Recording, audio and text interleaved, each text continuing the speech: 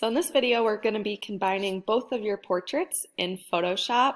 And this is a great way to incorporate both of your photos without having to ruin or do anything to the actual images themselves. So start out by taking two high quality photos, either in the photo studio or set up in good lighting, natural lighting, that you are not casting any shadows on your photos. And then start out in Photoshop and open one of your images. So you can just go to File and then Open.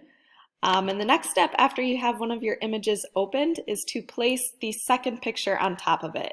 And I'm going to show you a few different techniques with how to combine them. But to add the second picture, you're going to go to File, Place Linked, and then you're going to select and find where you have that second picture saved. And then once you hit place, it will add both into the same document. So right now I have both pictures. The second one is on top of my first portrait. If you click on your layers panel on the right, this will show both of your images. So you can see the background image here and then the actual image. What I'm going to do next is play around with how the two are blended or mixed together. So I'm going to go to the blending modes, which is in the layers panel, right underneath where it says kind right there, to the left of opacity, and there's a bunch of different options you can choose from, and these again are how your two pictures are blending or mixing together. So you can kind of scroll through those and see one that you like. You can always go back and change it after we change the size and the placement of your pictures. So click through them, see what works best. But again, keep in mind, you can change it if you wanted to later go back and play around with the blending modes. So this one's interesting, the saturation, where it changes the color. But I think I'm going to go with one where I can still see both of the pictures. So I have difference chosen. And I'm going to play around with the placement now. So if your picture is not selected and does not have that bounding box on the outside, if you hit Command T on your keyboard, it will bring that option up for you so you can change the size. But right now I'm going to play around with erasing part of my picture so that I can see more of the one underneath. So what I'm going to do to erase is, instead of using the eraser tool, I'm going to add what's called a mask, and this is going to allow you to bring back whatever you erase in case you mess up or you don't like it.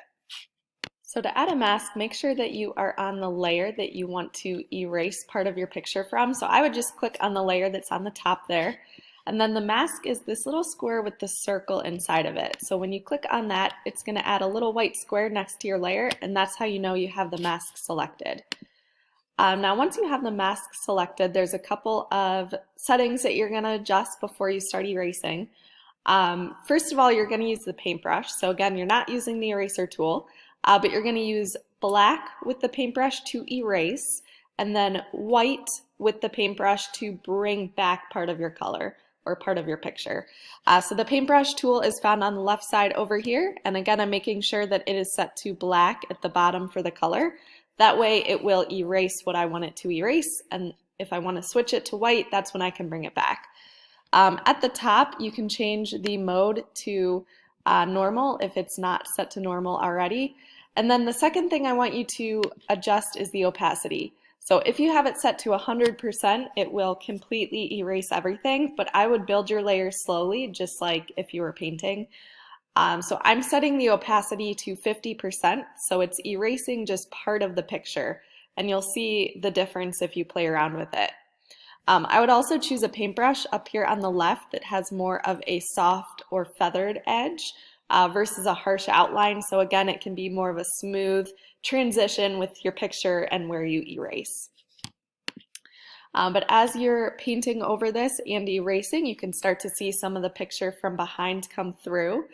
I would also think about the placement of both of the pictures, so you can move those around as you go if maybe the way that things are lining up as you start erasing doesn't look how you want it to look. So I'm moving this picture up to the corner a little bit just so I can see more of the portrait behind it come through.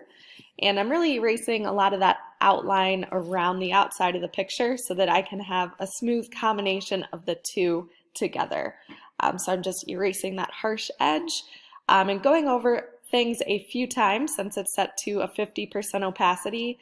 And that again is helping just to blend things a little bit better.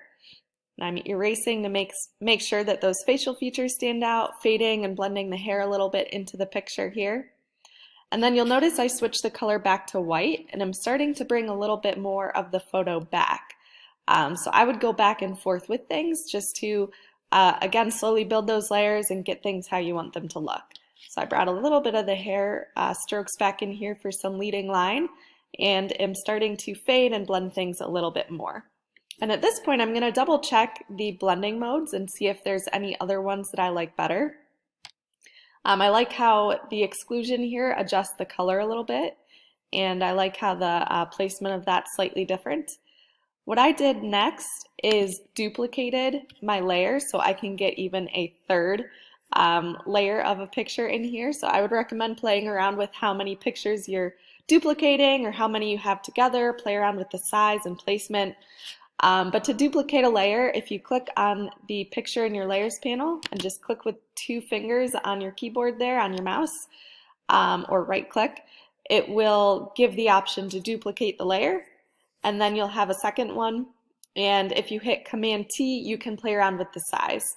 So I hit Command T, I made it a little bit bigger, and I'm now playing around with the placement of things. I like how you can see the eyes kind of like a shadow in the background. And now I'm just adjusting and playing around with the blending mode of that new layer that I added. And I can go back and still add a mask and start to erase areas from maybe the right side of that picture if I don't like how that looks or how it blends together. So I'm looking through these blending modes. There's a lot of different options here that can really do a lot or make a big difference with your portrait. So make sure you do look through all of them. And see which one jumps out to you or which one you like the best.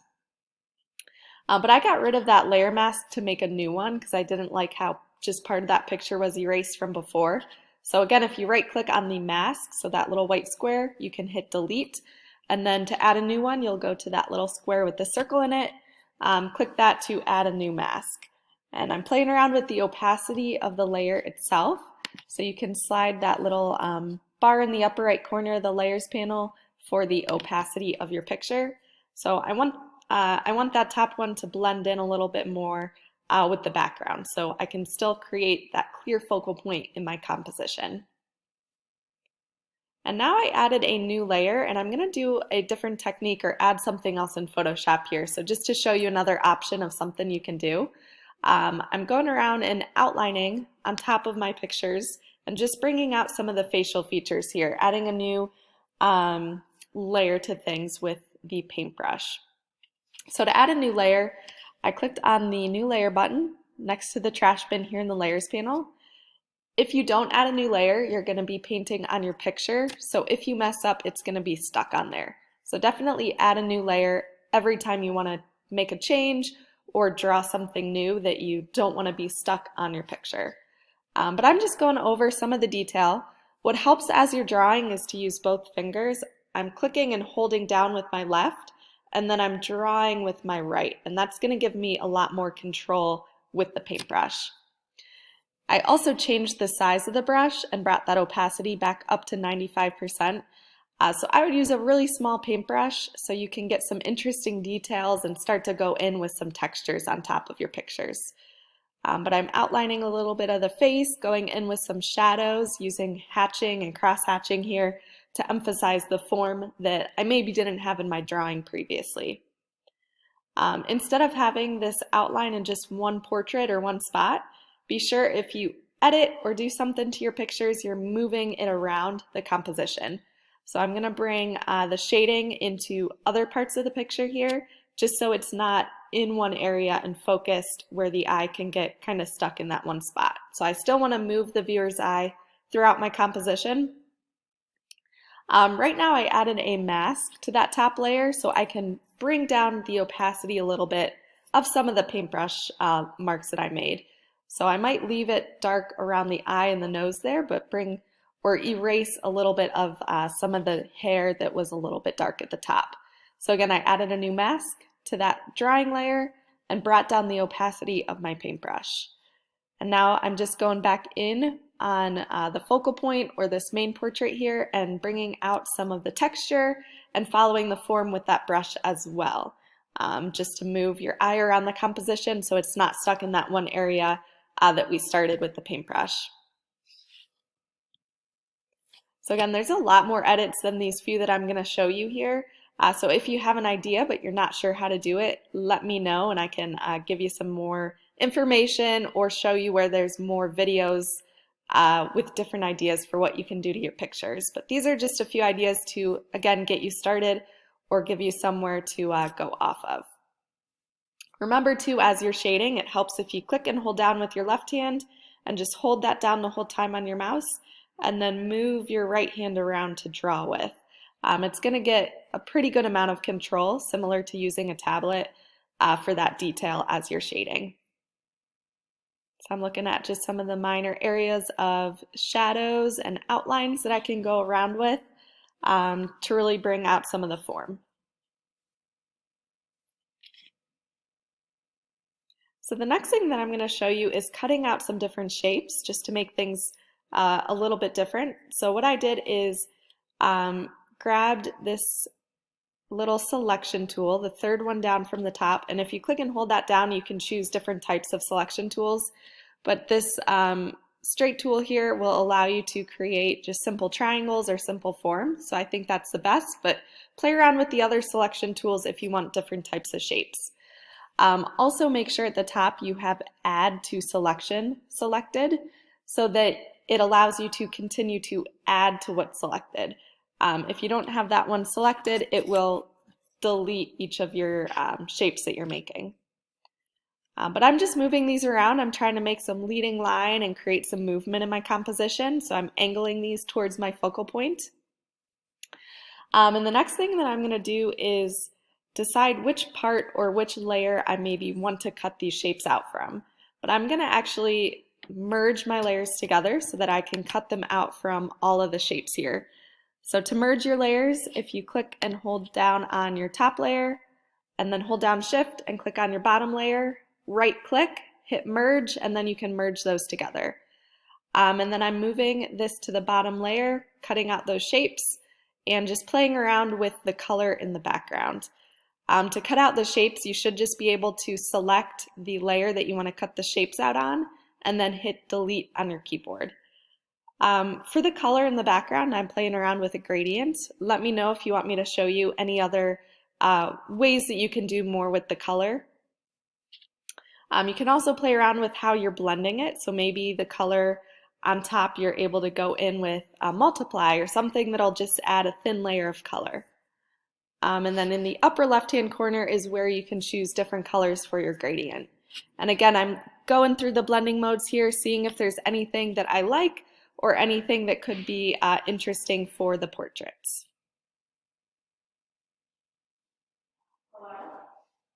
Hey.